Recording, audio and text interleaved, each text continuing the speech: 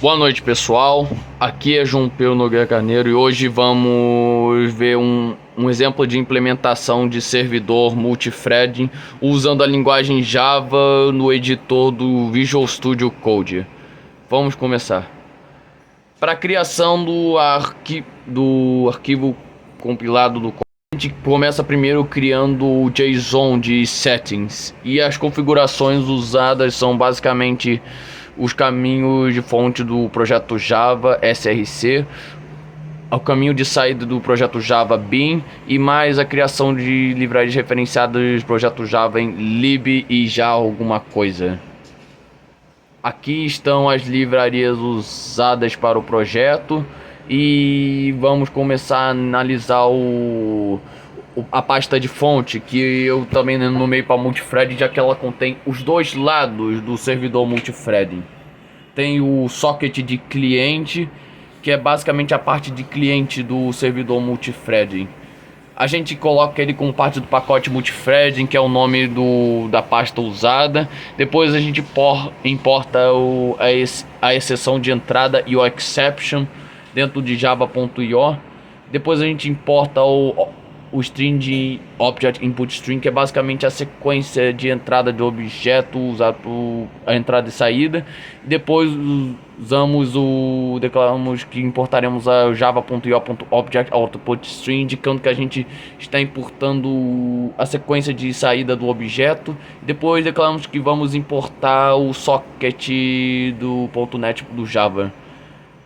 Vamos depois disso criar a classe pública cliente, que contém o seu próprio public static void main, e dentro do main a gente declara um try que conterá dentro de si uma sequência for de parâmetro i igual a 0 até i menor de 5000 e acrescenta a cada passo.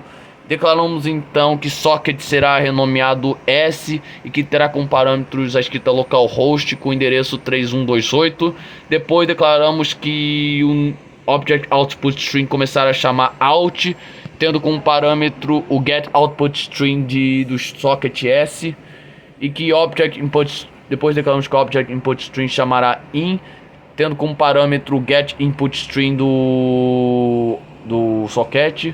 Depois disso vamos escrever um write object pro out, que terá como parâmetro o novo cliente e declaramos que o nome vai ser AE, i12 e epsil.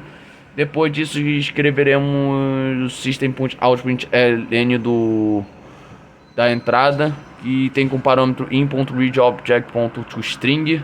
E depois escrever o objeto de out fim. E com isso fechamos o socket.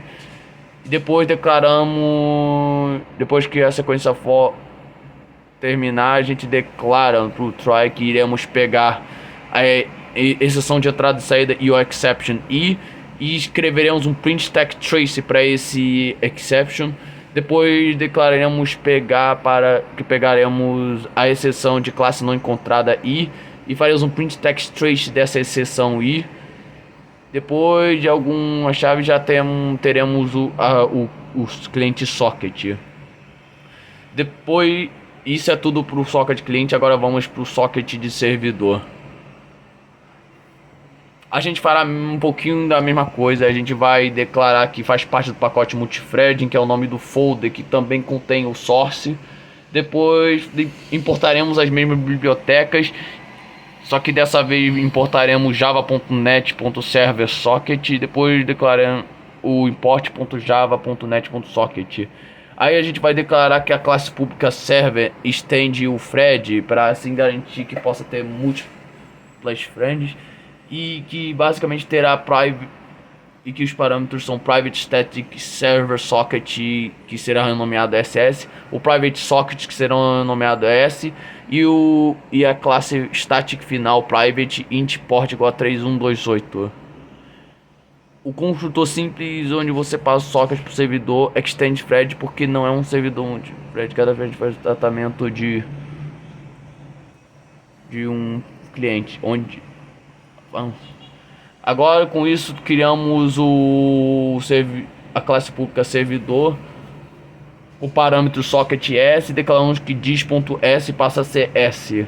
Depois vamos tentar a execução desse servidor, public void run, e vamos declarar dentro dele que vamos tentar a sequência de 3 ações. Primeiramente, que o object output string começará a chamar out, tendo como parâmetros o get output string do socket, e que object input string se chamará in, tendo como parâmetro get input string do socket S, e que o objeto x tem valor nulo.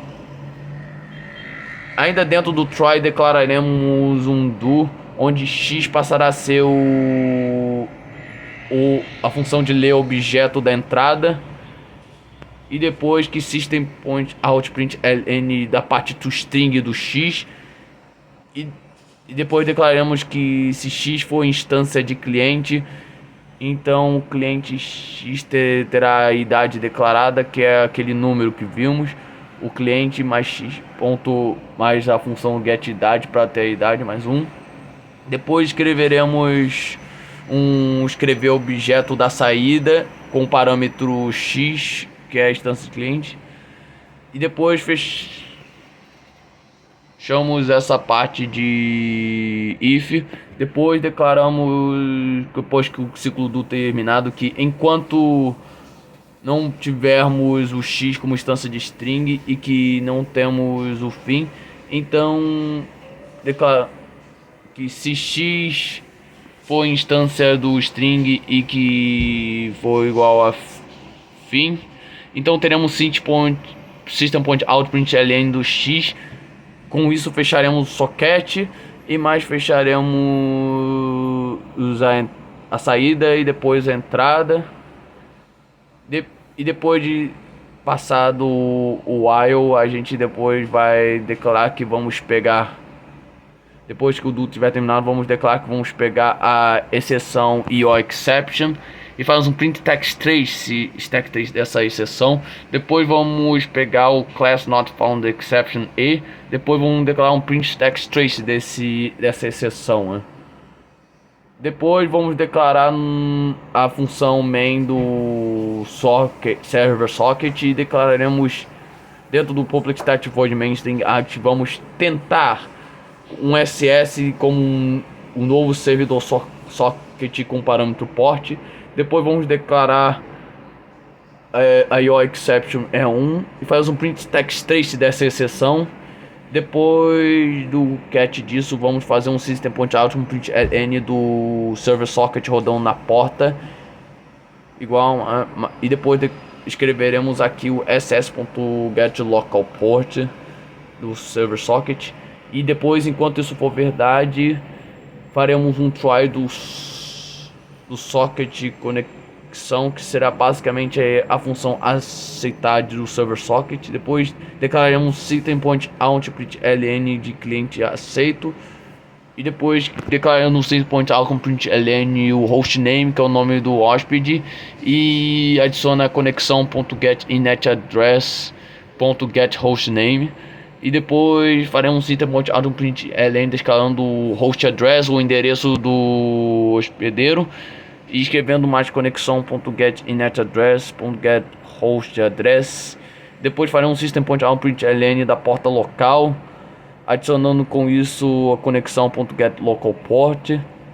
Depois faremos um system.out.println de porta de conexão e que contém o ponto da conexão.getPort. E faz um system.out.println dessas barras por questões estéticas necessárias para entender. E declararemos um new server com parâmetro conexão e faremos um start desse server. Depois disso faremos um catch pegada essa exceção EOException e faremos um print text trace dessa exceção. E pronto. Com isso já temos o programa de cliente servidor, pelo menos em códigos. Agora a gente vai tentar rodar ele e pronto. É isso. Obrigado, gente, pelo vídeo e até a próxima.